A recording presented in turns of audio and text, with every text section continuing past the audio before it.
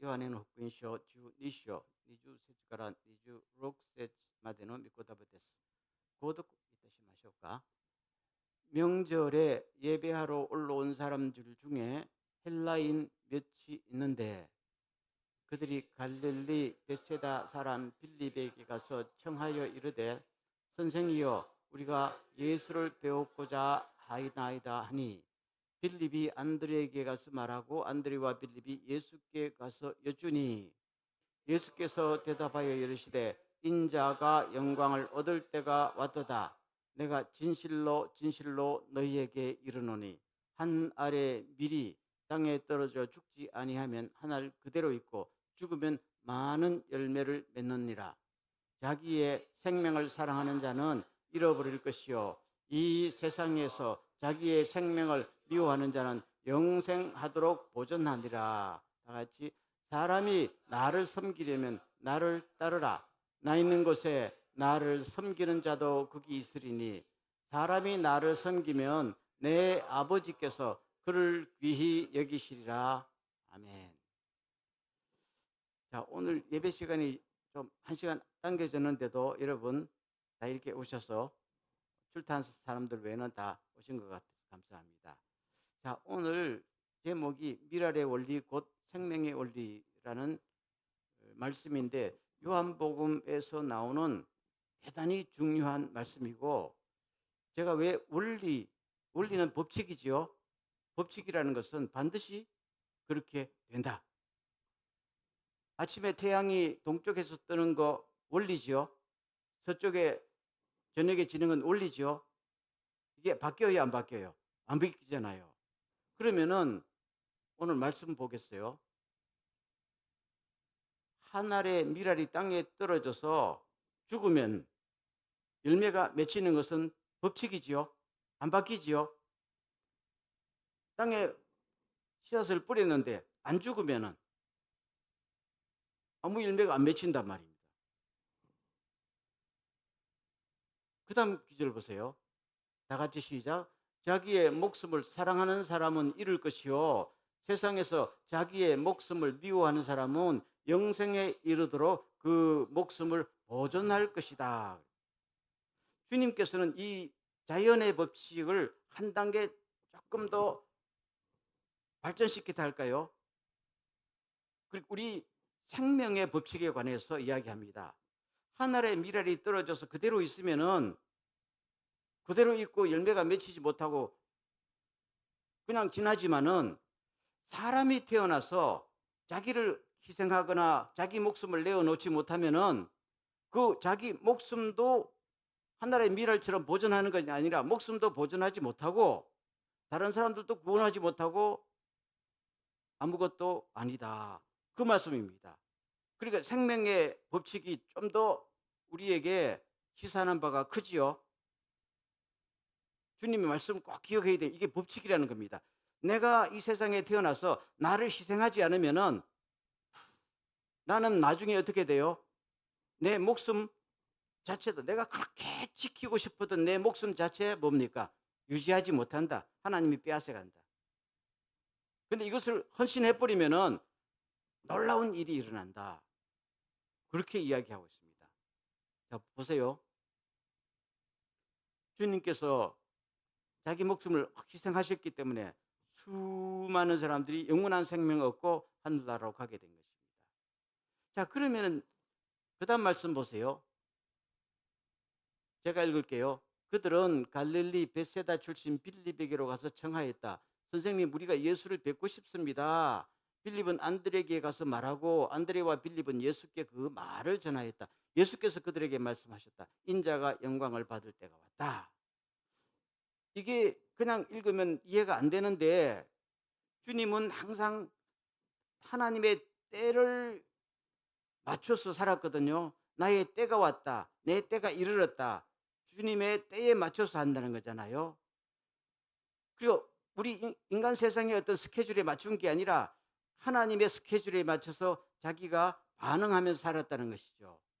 지금 그리스 사람들이 와서 예수님을 좀 만나기를 원합니다 하는 광경을 보면서 아, 내가 지금 영광을 받을 때가 왔다 이렇게 말했거든요. 이것을 우리가 그냥 보면은 주님의 인기가 많아져서 이제는 그리스 사람들도 막 찾아와서 그러니까 내가 막 세상적으로 매스컴 타는구나 이 말씀이 아니고 주님의 모든 업적이 드러나니까 그리스 사람들까지도 와서 우리가 당신이 누군지를 알고 싶습니다. 그거잖아요. 찾아온 목적이 뭡니까? 사인 받으러 온 거 아니잖아요. 당신이 하는 거 보니까 하나님의 종이고 정말로 당신의 모든 행동을 통해서 하나님을 뵙고 싶습니다. 영원한 생명을 얻고 싶습니다. 그랬잖아요. 그러면 이 영원한 생명을 그들에게 줘야 될 때가 왔는데 영원한 생명을 그들에게 주기 위해서는 내가 뭘 해야 돼요? 죽어야 된단 말입니다. 십자가에 죽어야 되니까. 그 십자가에 죽어야 될 때가 왔다는 말을 뭘로 표현한 거예요? 내가 영광을 얻을 때가 왔다. 굉장히 중요한 말씀이에요. 그리고 예수님에게 있어서 내가 영광을 받을 때라는 것은 나를 죽일 때입니다. 왜냐하면 내가 죽어야 저 사람이 사니까요. 주님이 헌신해야 우리가 하나님의 자녀가 되고 주님이 십자가에 죽으셔야 우리가 죄를 용서받는 거니까 예수님에게 있어서는 자기의 죽음이 곧 영광이에요. 왜요? 한 사람의 죽음으로 많은 사람이 용서받고 천국 가니까요. 미랄의 원리죠.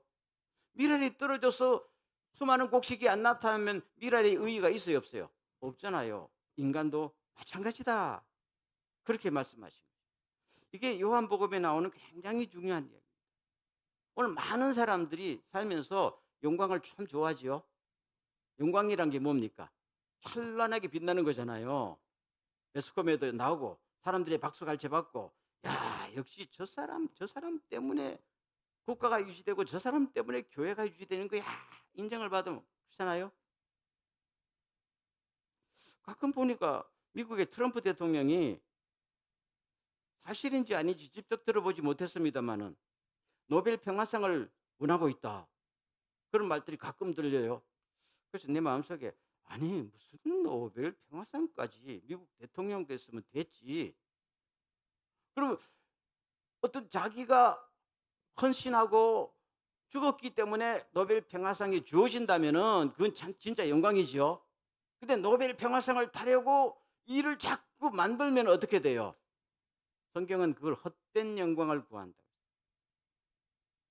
우리나라 옛날 이야기에 아니 자기 동생이 제비 다리가 부러진 거 싸매줘 가지고 엄청난 선물을 받으니까 형 놀부가 나도 해야지 그러면서 제비를 잡아다가 일부러 다리를 부러뜨렸단 말이에요. 똑같은 거 아니에요? 우리가 사는 동안에 특별히 우리 크리스찬들은요. 헛된 영광에 집착하지 않기를 간절히 바랍니다. 물거품입니다. 영광이 꺼지면 아무것도 아니에요. 저는 가끔 한국의 역대 대통령들을 생각합니다. 한국의 역대 대통령들을 생각하면은 기분이 좋아진 게 아니고 뭐가 답답해지는 것 같아. 여러분 들었는지 몰라도 초대 대통령 이승만 그 교회 장로였어요. 대통령 되니까 바뀌어가지고 더 이상 헌신하지 않잖아요. 대통령이라는 자리는 국가를 위해서 죽으라는 자리 아니에요? 제 말이 들렸나요? 자기가 안 죽고 국민을 죽이면 대통령이에요. 가만 보면 역대 대한민국의 대통령들은 거의 과반수 이상이 크리스찬이야. 그중에도 다 장로들이야. 교회. 선거 나가기 전에 주야 대통령 시켜주면 한 몸 바쳐서 뭐 이렇게 하면 교회마다 돌아다니면서 나 표 찍으라는데 대통령 또 억대고 나니까 뭐야? 자기 헌신은 스톱. 그래서 자기도 국가도 힘들어진 거 아니에요? 오늘 교회도 마찬가지입니다. 나를 그냥 장로 시켜주면 목사 시켜주면 안수집사 시켜주면 난 더 이상 못 믿겠어. 그렇지 않기를 주의 이름으로 축원합니다. 여러분 교회 목사 저도 좀 부끄럽습니다. 목사라는 자리, 장로라는 자리, 권사라는 직분 자리는 뭐예요? 어떤 일이 벌어지면 제일 먼저 죽는 순서를 말합니다. 목사가 제일 먼저 죽어야 돼요. 장로가 죽어야 돼요. 싫어요. 근데 그걸 영광의 직책으로 생각하니까 헛된 영광이 되어버리는 거예요. 그리고 오늘날 교회가 병든 이유가 뭐예요? 원래는 헌신했던 사람들에게 당신 진짜 헌신자입니다 하는 표시로 주어지는 게 직책 아니에요? 근데 직책을 위해서 자꾸 제비다리를 부러뜨리고 일부러 싸매주면은 그게 뭐가 남는 게 뭐가 있어요? 다 주님께서 하신 말씀, 십자가 지는 것을 나는 영광이라고 생각합니다. 놀라운 주님의 말씀이죠. 이 의미를 한번 가만히 생각할 수 있기를 바랍니다. 자, 그다음 말씀. 다 같이 시작. 누구든지 나를 섬기고자 하면 나를 따라야 한다. 내가 있는 곳에 내 종도 있을 것이다. 누구든지 나를 섬기면 내 아버지께서 그를 귀하게 여기실 것이다 했잖아요. 그 주님은 굉장히 분명합니다. 12제자들, 또 우리도 주님의 제자잖아요. 나를 따르면은, 나를 섬기면은, 나를 믿으면 이 말입니다. 그러면 뭘 해야 돼요? 나를 따라오라는 거죠. 그럼 주님을 따라간다는 건 어디까지 가는 거예요? 기적을 일으키는 장면까지만 따라가요? 아니에요. 주님을 따라가야 된다면 십자가까지 따라가야 되는 겁니다. 십자가까지 따라가야 그 다음 단계로 부활이 있는 거 아니에요? 오늘 그 말씀이에요. 내가 있는 곳에 내 종도 있을 것이니 누구든지 나를 섬기면 나를 따를 것이고, 그러면 나중에 내 아버지께서 그를 뭐하게 여기실 것이다? 귀하게 여기실 것이다. 아멘. 예수님께서 십자가를 지지 않으셨으면 부활이 있을 수 없지요. 안 죽는데 무슨 부활이 생겨요? 부활이라는 것은 죽음을 전제로 하는 거잖아요. 근데 예수님께서 이 땅에 오셔서 하다가 마지막에 주여 나 이 십자가 지기 싫습니다 하고 끝내 앉았으면은 그 부활도 없고 구원도 없고 영광도 없고 아무것도 없잖아요. 괜히 고생만 한 것이죠. 우리도 마찬가지입니다. 성경 공부 열심히 하고 교회 생활 열심히 해도 마지막에는 나 이 못해요, 이 선은 넘어가지 않아요, 십자가까지는 가지 못해요, 그러면 뭡니까? 열매를 맺지 못해요.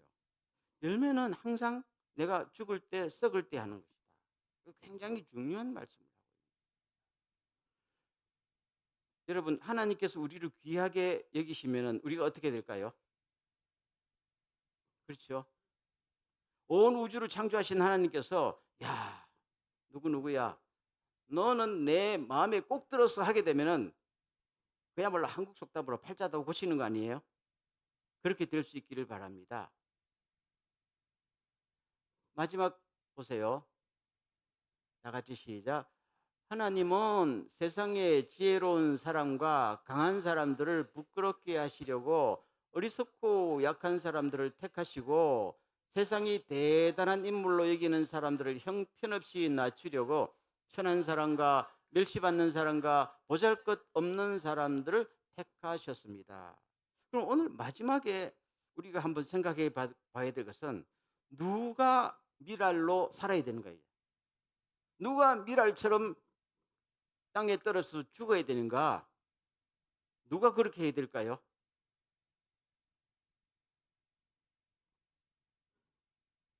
그렇죠? 예수님을 닮은 사람이 그렇게 하는 거예요. 그러면 예수님을 닮은 사람은 전 딱 두 가지로 봅니다. 예수님 안에 뭐가 있었어요? 영원한 생명. 아니 생명이 없는, 아니 죽은 씨앗을 심으면은 그 무슨 씨앗 속에 우리가 보면 딱딱한 것 같아도 그 안에 뭐가 있어요? 생명이 있으니까 싹이 난단 말입니다. 예수 안에 뭐가 있었어요? 영원한 생명이 있었어요. 오늘 여러분 안에 생명이 있을까요, 없을까요? 대답을 좀 크게. 우리 안에 생명이 있지요. 영원한 생명이 있음을 믿으십시오. 어디 있는지는 몰라요. 머리에 있는지 가슴에 있는지 모르는데 우리 안에 예수를 믿음과 동시에 우리에게 주어지는 영원한 생명 있습니다. 이 있는 사람은 이거를 땅에 심어야 열매가 날 거 아니에요. 없는 사람은 심지 마세요. 없는 사람은 아니 죽은 씨앗을 왜 심어요? 그러나 우리는 예수 믿는 사람들은, 정말로 예수를 진실로 믿는 사람들은 생명이 있습니다. 이 사람들은 죽고 헌신해야 됩니다. 두 번째, 예수 닮았다는 것은 예수님은 로마 황제였어요. 그렇죠? 만약에 예수님이요 이 땅에 인간으로 오셨는데 로마 황제로 왔다 그랬으면 십자가에 죽었을 것 같아요? 아니, 한번 생각해 봐요. 안 죽었겠지요. 죽을 수가 없어요. 죽으려고 그래도 "폐하 왜 죽습니까? 당신이 죽으면 우리는 다 망하는데요." 자기가 죽고 싶어도 못 죽어요. 그렇죠. 요새 정치하는 사람들도 그렇더라고. "야 이거 바르게 각하 이걸 바르게 하면 우리가 다 몰립니다. 몰립니다. 우리 정당이 다 해체됩니다." 그거 정치 아니에요. 그렇죠. 그래서 어쩔 수 없이 망할 때까지라도 같이 가는 게잖아요. 예수님도 인간으로 오셨기 때문에 최대의 로마 황제로 와 가지고 이 세상에 맛있는 거 다 먹고 아름다운 여자하고 다 뭐 수백 명의 처첩을 거느리고 그렇죠?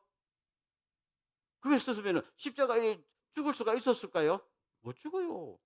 주님은 죽는 날까지 영원한 생명을 가졌지만 본인은 아무것도 없었어요. 집도 없고 통장도 없고 아무것도 없었어요. 그러니까 결단을 하기에 쉬워요, 어려워요?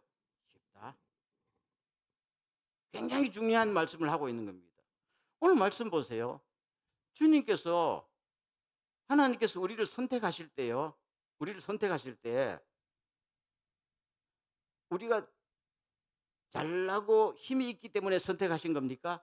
그런 사람은 선택 안 하신다고 그랬어요. 여러분 또 괜히 또 자존심 상해하지 마시고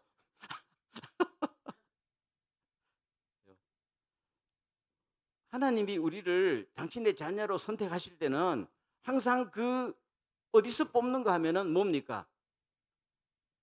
천한 사람과 나 천한 사람 아닌데 하지 말고 하나님 보시기에 다 천해요. 천한 사람과 멸시받는 사람과 보잘것 없는 사람을 택하셔서 우리가 그럼에도 불구하고 영원한 생명을 가지고 나를 갖다가 완전히 헌신해 보면은 이 우리들의 삶을 보면서 있고 대단하고 여기는 헛된 영광을 구하는 사람들이 저렇게도 사네? 사람이 저렇게도 사는 방법이 있어? 이거란 말입니다. 그래서 하나님이 세상을 바꾸시기를 원합니다.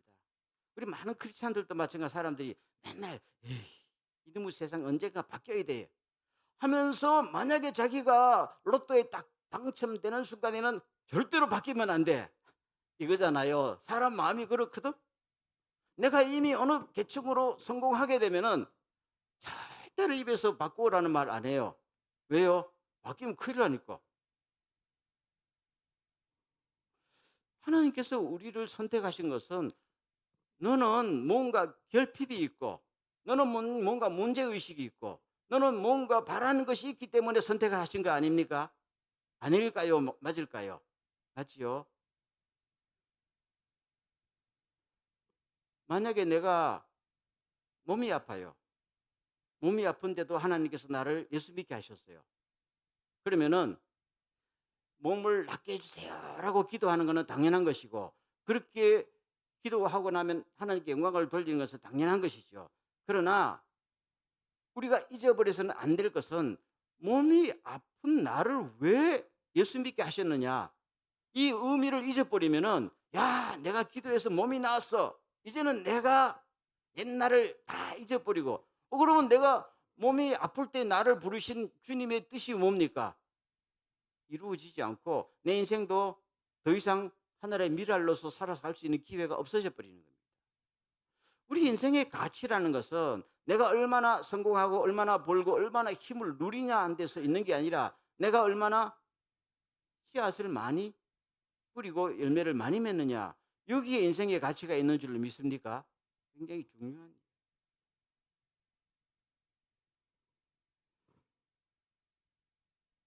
가끔 주변에 이렇게 보면요. 그 썩지 않으려고 죽지 않으려고 자기가 갖고 있는 요걸 떨면서 절대로 놓지 않고 지키려는 사람이 있어. 혹시 그런 사람 본 적 있어요?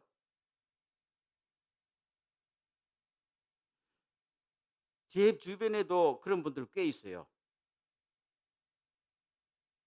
좀 이상한 소리 같지만은 수십 년 같이 있어도 한 번도 그 사람에게 밥을 얻어먹은 적이 없어. 아니 그것만 가지고 평가하는 건 아닌데 지키고 싶은 거야. 그런데 자기는 가만히 보면 잘 써. 진짜야. 해외여행도 가고 집에도 가보면 잘 살더라고. 근데 한 번도 뭐야 저 사람. 그러면서 늘 만나면 돈이 없대요. 발발 떨어요. 진짜 발발 떨어요. 돈이 없대요. 안 썼고 안 죽고 싶은 거야. 제가 아는 사람들은 주로 어떤 사람들일까요? 그런 사람들 가운데도 그런 사람들이 많다는 거야.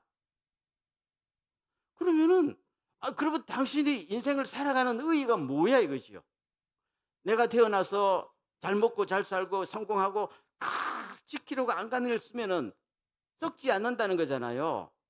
그렇게 되면 그냥 그대로 있는 게 아니라 주님께서 나중에 뭡니까? 네 생명 보존 못한다. 네 생명 보존. 그래서 누가복음 12장에 보면요. 어떤 부자가 농사를 많이 지어서 옛날에 농사했으니까 많이 지어서 소출을 가지고 창고에 가득 채워놓고 딱 하는 말이 내가 이제부터는 편안하게 먹고 살 것이다. 그렇게 할 때에 예수님이 하신 말씀이 뭡니까? 하나님이 하늘에서 들으시고 오늘 밤 네 생명을 가져갈 것이다. 너는 살아야 할 이유가 없다는 것이죠. 이게 성경에 굉장히 중요한 법칙이에요, 법칙. 근데 오늘 이 사회는 그것을 모델 케이스로 잡잖아요. 열심히 일해가지고 많이 해놓고 그때부터는 인생을 즐기자. 성경에서는 너는 그러면 왜 인생이 태어났어? 세상과 거꾸로 가지요. 거꾸로 가지요. 바로 그겁니다. 오늘 마지막 말씀 보세요. 마지막 장면. 따라서 결론 다 같이 시작. 해야 할 때는 눈 딱 감고 하자. 아멘. 늘 그렇게 하는 건 아닌데 요 상황에서는 내가 헌신해야 되겠다라는 주님의 깨달음과 성령님의 어떤 감동이 올 때는요. 눈 딱 감고 내한테 손해가 되든지 내가 창피스럽든지 간에 그냥 해버리시기를 주의 이름으로 축원합니다. 아멘. 이 세상이요. 여러분 자녀가 태어나는데 내가 요번에 자녀를 새로 낳았어. 그런다고 문제가 해결되나요? 그때부터 부모가 자신을 헌신하고 희생해야 자녀가 크는 거 아니에요? 부모의 헌신 없이 자녀가 커요? 그 부모가 자신을 죽인단 말입니다. 결혼하기 전에는 멋있고 이쁘던 여자가 애기 놓고 나면 몸매 망가지고 애 돌보니라고 뭡니까? 자기 인생이 없어지잖아요. 그렇기 때문에 자녀가 크는 거예요. 교회도 국가도 어디든지 간에 누군가의 헌신이 있었기 때문에 열매가 나타나는 것이다. 그렇잖아요.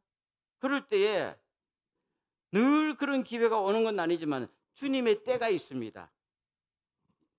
예수님도 주님의 때에 맞췄잖아요. 그때는 뭔가 내가 정말로 마음이 있으면 그때 하나님의 사인이 올까요 안 올까요? 옵니다. 이때는 네가 나서서 헌신해라. 옵니다. 오게 돼 있어요. 그럴 때 에이 그냥 눌러버리면은 그냥 끝납니다.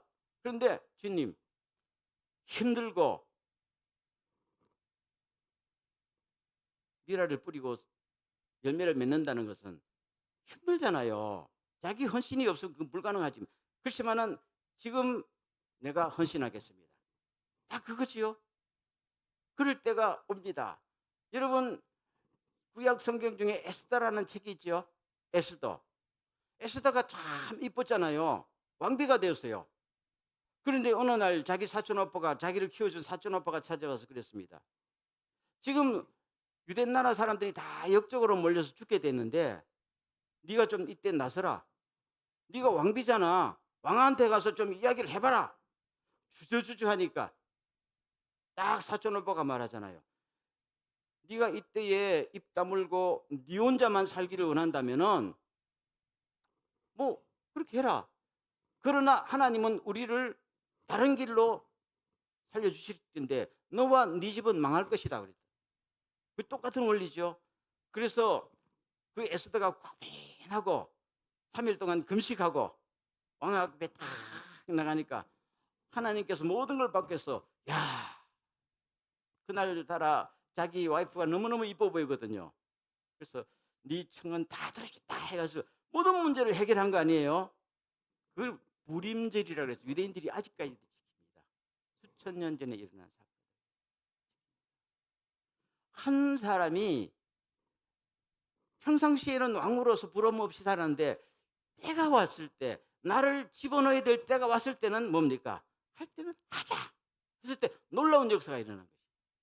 우리의 삶에도 항상 그럴 때가 가끔 옵니다. 그럴 때에 기회를 놓치지 마십시오. 기회를 안 놓치면 나도 살고 이웃도 살고 하나님께 영광이 되고 나도 하나님께서 가장 귀하게 여기신 놀라운 역사가 일어난다. 이게 뭐예요? 법칙이다. 미랄의 법칙, 생명의 법칙이다. 아멘. 가끔 보면 우리 속에 내가 헌신해야 될 때 피하는 사람들이 굉장히 많거든요. 피하지 말고, 그렇다고 아무 때도 없는데 자꾸 어디가 찾아다닐 필요는 없는데 다가왔을 때 피하지만 않아도 대단히 훌륭한 사람이다. 이런 은혜가 가끔 있기를 바랍니다. 가정에서도부터 사소한 일까지. 어떻게 보면 그런 기회가 올 때 피하지 않는 게 로또 당첨되는 것보다 더 엄청난 기회다. 아멘. 그거는 영광의 기회다. 주님이 약속하셨다. 믿습니까? 이런 것을 경험하고 살 수 있기를 간절히 소원합니다.